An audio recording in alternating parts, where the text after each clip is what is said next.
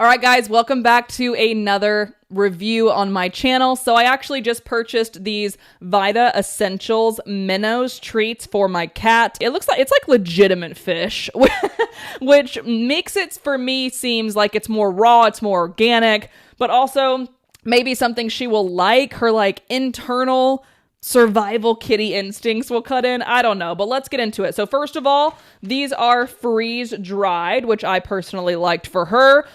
They are raw minnows. They are literally fish. Oh, this is interesting. Okay, so grain and gluten-free, love. Butcher cut protein, love. I also love, it says proudly American crafted. I thought that was a really nice touch. It has vital essentials that support overall health and wellness, lean, strong muscles, and energy. So my cat actually just turned 7 years old last month in July of 2024. So one of the main things that we're trying to do with her new regimen is just make sure that she has the best ingredients possible so she can live a really long and healthy life with us.